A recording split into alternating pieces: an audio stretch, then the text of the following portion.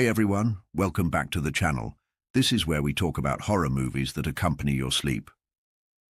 And today, we're diving into a true classic from 1982, the movie that made people afraid of their TVs. Yep, we're talking about Poltergeist. Imagine living in a house that seems totally normal, until one night things start moving on their own, and your kid starts talking to something inside the television. Creepy, right?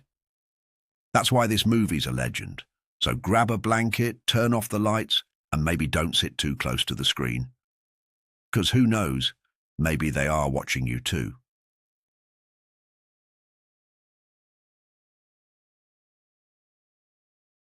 We open in a peaceful California suburb. Picture-perfect lawns, a guy riding bikes, and the Freeling family in the middle of it all. Steve, the dad, sells real estate. Diane, the mom, is warm, curious, and grounded. Their three kids, teen, Dana, anxious Robbie, and sweet little Carol Ann, make up this pretty average American family.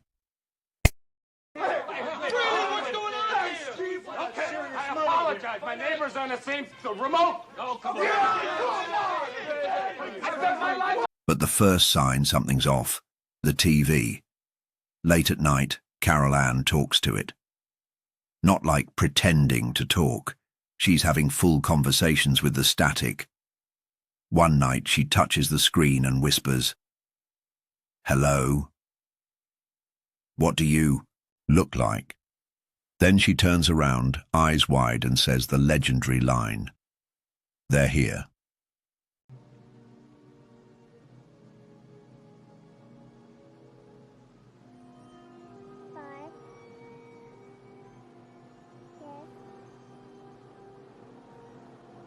Yes. I don't know. I don't know. The next day, weird stuff starts happening. Chairs slide across the kitchen floor, silverware bends. Diane is weirdly fascinated, like almost excited. She even shows Steve how a force in the kitchen can pull a chair across the floor with no one touching it.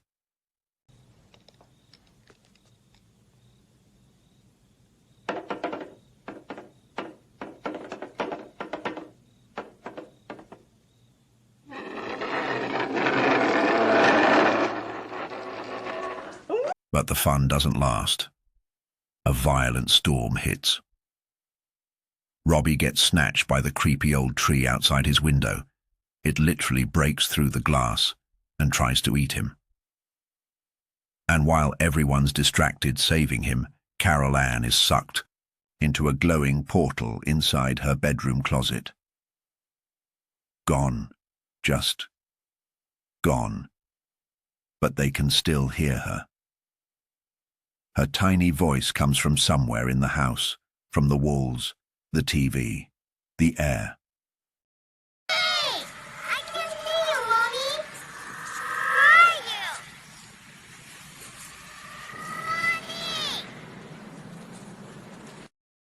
Desperate, Steve and Diane bring in a group of parapsychologists. These aren't exorcists, they're academics.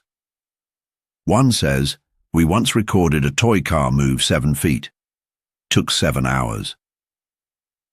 But then they open the door to Carol Ann's bedroom and see toys flying in circles, lights flashing, books stacking themselves.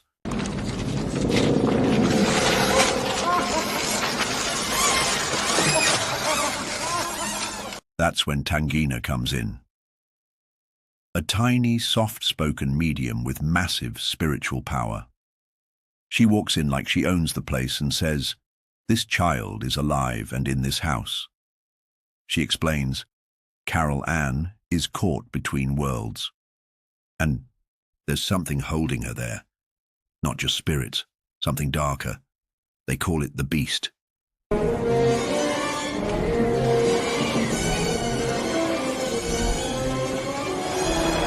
What is it? What is it?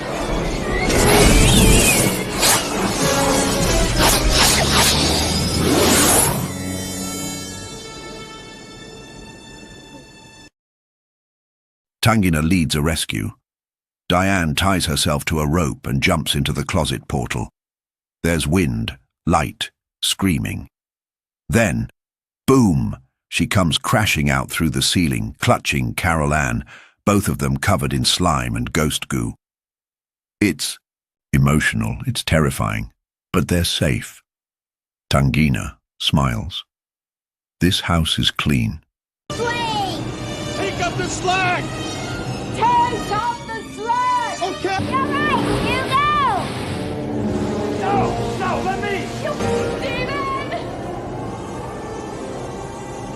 Don't let go! Never! Welcome, all welcomes. Go into the light. No! No! You said no! There is peace and not yet!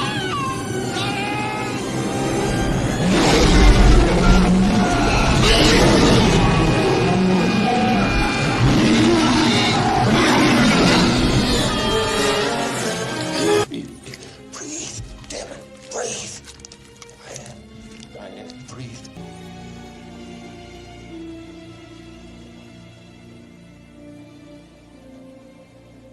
This house is clean. But it's not. A few nights later, all hell breaks loose. The beast isn't done. The closet turns into a swirling vortex again. Robbie's bed tries to eat him. Diane is thrown around by invisible forces, dragged up the walls, across the ceiling. She runs outside for help and falls into the muddy pool. And guess what's floating in there? Skeletons. Real ones.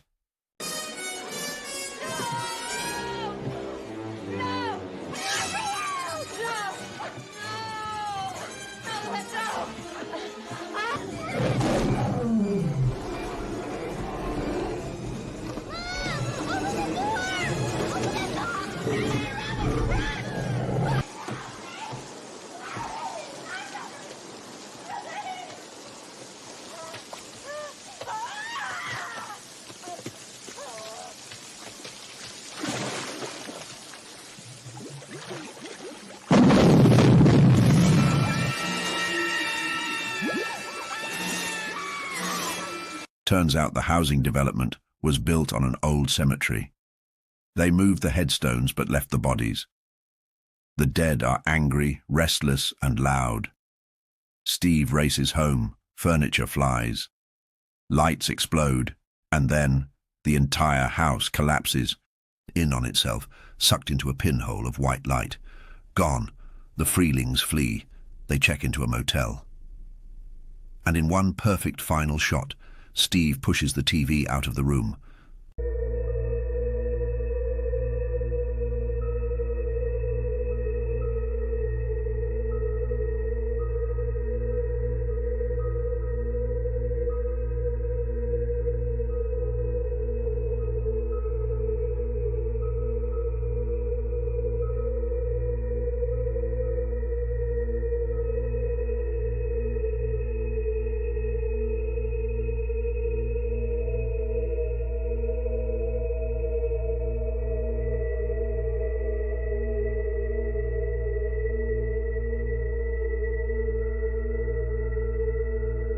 So, what's the deal with Poltergeist?